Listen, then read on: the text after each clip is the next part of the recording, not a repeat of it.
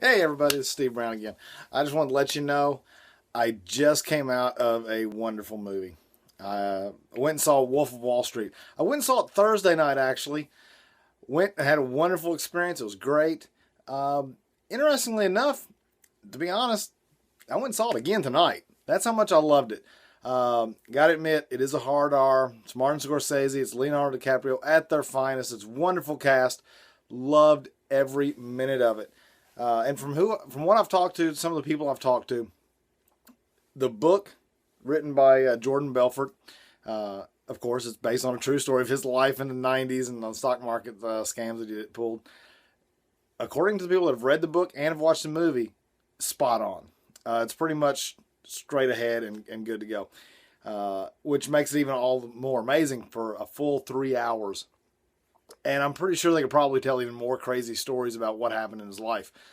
The usual stuff. Scammed a bunch of people, took a bunch of drugs, hookers, sex, blow, the whole 9 yards. 90s decadence at its best, but at the same time, and this is something that I try to get people to understand, the message is clear more than anything else. Money's not bad.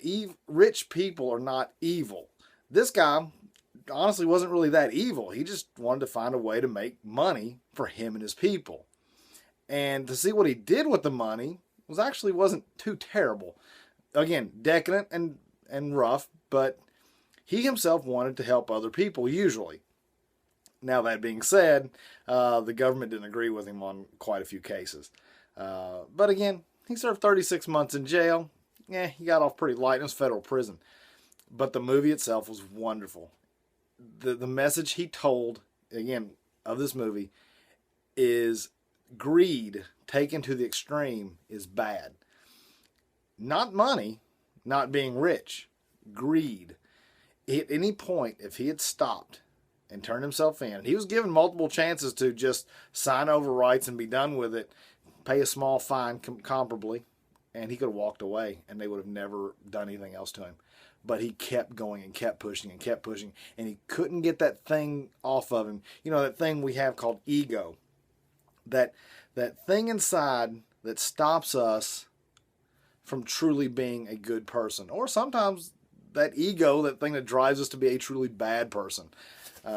If we get selfish, if we get too egotistical, we forget humility, we forget hubris. We've got to go through and just understand that we get to a certain point, we help as many people as we can, and to strive to better ourselves every day, at the same time being good to other people. So a wonderful movie, loved it to death.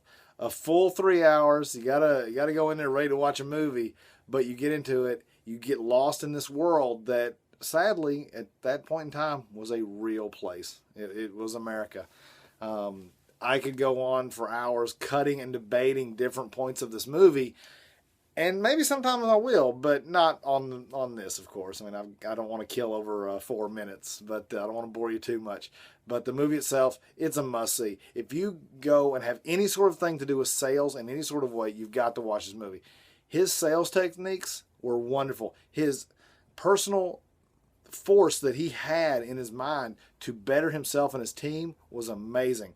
Again, it's rough. It's a hard R, but I absolutely loved it and just really enjoyed it. And like I said, I've seen it twice this weekend. I will own this movie, and I will watch it over and over again. And chances are, in 5 or 6 years, I will probably be quoting some of these lines in some sort of team development meeting or on stage in front of my company. But until then, this is Steve Brown.